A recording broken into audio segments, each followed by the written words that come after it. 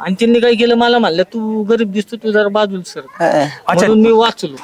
रमे इथं गावात आपल्याला ना ते किती खेळ खेळले ना बोरच हो राहिलं. आपल्याला कॉलेजची सवय लागली आता पास आउट होणे ना आपल्याला तिथे आय कार्ड शिवाय आता सोडणार नाही. इतकी सिक्युरिटी टाईट करून ठेवलेली नाही यांनी.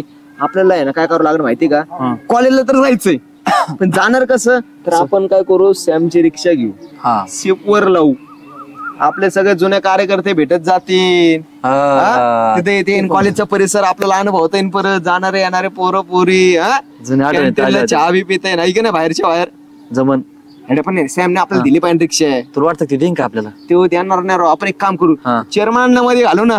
चेअरमन आपलं काय कामाचे चेअरमनचं वजन पडतं भाई. त्यांनी शब्द दिला सॅमला विमानात लागल त्याला रिक्षा आपल्याला द्यावाच लागेल. चल जमन टाइमपास करू विचारू चेअरमन जायचंय आपल्याला. चल चल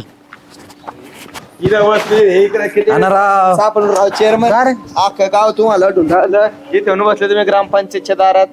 हा जरा काम होतं बसलो तू बोला पुढं. ते विषय असा आहे की आम्हाला जायचंय कॉलेजला परत.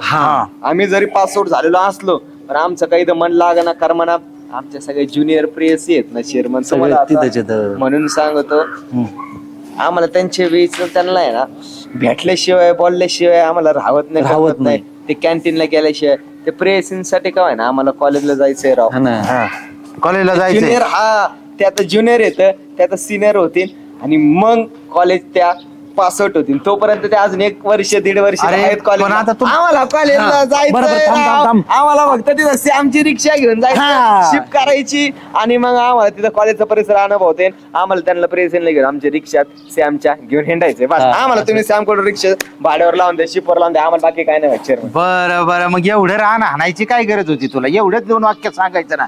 मग तुम्हाला पटलं पाहिजे. सॅमला तुम्ही जाऊन भेटले का नाही ना ते आम्हाला मानणार नाही म्हणून आम्ही तुम्हाला आलो तुमच्यापर्यंत. बरं बरं तुम्ही व्यवस्थित पैसे कमावता ना का तिकडे पुरीवर उडीतात सगळं. नाही तो उद्देश आमचा दुय्यम आहे पोरींवरती दुय्यम आहे विषय. तुम्ही फक्त आम्हाला रिक्षा द्या बाकी काय. ठीक आहे मी सांगतो सॅमला तुम्हाला ते शिपवर पैसे आपल्या रिक्षा द्यायचे त्याचे पैसे विषय भाड्याचे व्यवस्थित त्याचे देतात का भरायला होता इकडे चेअरमनला. ओके ओके ओके ओके काय काळजी करू नका. चला मग सॅम इकडे येणार बोलून घ्यायचं का आपण सॅमकडे जायचं. तुम्ही म्हणतो तसं आपण सॅमकडे जाऊ.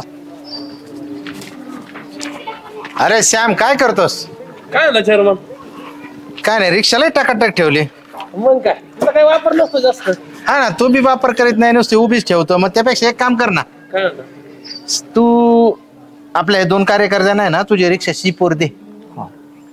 हे दोघांना हा अरे नाही तरी तुला शेतीतले काम असते आपली तुला पैसे बी भेटते त्यांचं बी काम होईल आणि तुला डबल इन्कम शेतीचं बी रिक्षाचं बी. ते सगळं खरं आहे पण नीट चाललेली पाहिजे ना. नाही रे नीट चालवते त्यांना सांगितलंय समजून चालवशील ना रे. चल तू सांग फक्त. चालेल द्यायला काय नाही. आता बाहेर तसा 500-600 रुपये चालू आहे मग 500 जरी दिले मला तर लय झालं. अरे 500 ऐक ना 400 रुपये धरून टाक. अहो चेअरमन ती उभी राहिलेली परवडन मला. अरे 400 आता बाकीचं सगळं त्यांना पाहिजे 400 रुपये देऊन टाकू तुला शेप. नाही 500 रुपये त्यांना द्यावं लागते आणि काय किरकोळ मेंटेनन्स असेल ते त्यांनी करायचं. बरं ठीक आहे 500 रुपये देऊन टाकू. रोज संध्याकाळी 500 द्यायचे. नाही रोजचं रोज पाहिजे मला. उद्या देऊ अजिबात चालणार. अरे रोज देते ना बाबा. रोज संध्याकाळी ना 7 वाजता त्याला 500 रुपये देऊन टाकीचा आणि व्यवस्थित कुठं टच बीच झालं नाही पाहिजे ना रिक्षाला काही. ठीक आहे राहील काय झालं त्याला रिक्षा तुम्ही भरपाई घेतल्याशिवाय सोडणार नाही. भरपाई घेशील का. बरं ठीक आहे आम्हाला सांगू राहिला आम्हाला उतरू का खाली मी चेअरमन सांगू राहिला का दम देऊ राहिलो तो आम्हाला. त्याच्याकडे आपल्याला प्रेमाने किती सांगू राहिलो रो त्याला माना ना त्याला 500 देऊ राहिलो मेंटेनन्स एवढं काय तू साईड मध्ये बोल राहिलं. मग मग त्याला करून आम्ही 3 पार्टनर होतो. बरं रिक्षात मी बघत जाईल. मग एक काम करा ना तुम्ही आपण 4 पार्टनर हो मी चालेल तुम्ही आज वाजता तुमच्याकडून पैसे गोळा करी मी. तुम्ही ठरवा तुम्ही फायनल करा. तू सांग फायनल किती 500 रुपये. 500 रुपये रोजच्या द्यायचे. हा आणि श्याम तू थोडं डिझेल टाकून देणार का ते पेट्रोल टाकून लोटीत नाही तिकडे चालू करून न्या. बरं सगळं पेट्रोल मेंटेनन्स तुमच्याकडे रोजाला 500 द्यायचे. मंजूर आहे ना लगेच पाहिजे. उद्या आज होणार धंदा तो होऊ दे भैया अजून तो लगेच कुठून पैसे द्यायचे रे. हे याचा असं धंद्याच्या अगोदरच पैसे द्या. देतोय तू बस ना चावी दे चल. आपण 3 पार्टनर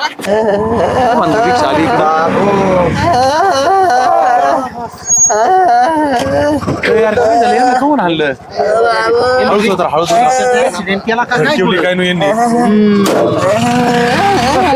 बस बस बस काय झालं काय मला जागा द्या. तरी नीट गाडी चालली नसेल यांनी. काय झालं घंटा यांना घेत ना ते रिक्षा घेतली याची सॅमची शिपवर हा आणि ते आम्ही तिघं पार्टनर होतो. हा ही कॉलेजच्या समोर रिक्षा लावायचे जाणारे येणाऱ्या पोरींना छाडायचे त्रास द्यायचे. बघा आता मग ते आलं प्रिन्सिपलच्या लक्षात. हा प्रिन्सिपलनी ते दामिनी पथकाला फोन केला. हा 2 लेडीज कॉन्स्टेबल आल्या पंजाबी ड्रेस घालून.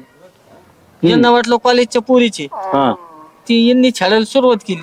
दोघींनी असं धुतलं नाही यांना बाकीच्यांची गरजच नाही पडली. अरे बाबा त्याला परफ्यूम लय आवडला याने जवळ जाऊन वास घेतला याच्या नाकावर बुक्या आणलं मॅडम.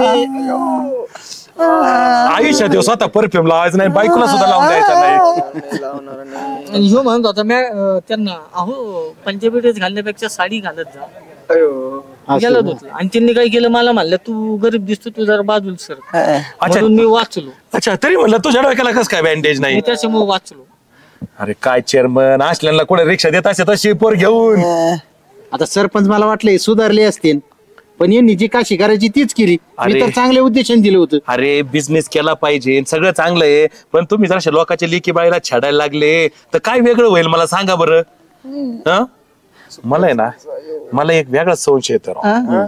घंट्या खरं सांग शपथ घेऊन सांग त्या प्रिन्सिपलला तोच नाही सांगितलं नाही नक्की मी चाललो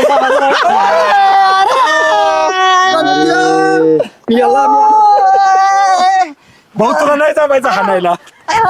अरे गांठ्यात का अशी गेली गांठी बघा आता सगळं बिलिंग तर तो गांठ्या निघला. अहो पण चांगलं केलं ना गांठ्यानी. चांगलं केलं. अहो असं लेखी बाईला छेडणं चांगलं आहे चुकीचं आहे, का चुकीचं आहे. मी तर म्हणतो यांना तोरणकात टाकलं पाहिजे. बर यांना पोकळ बांबूची फटकी द्यायला पाहिजे होती अजून.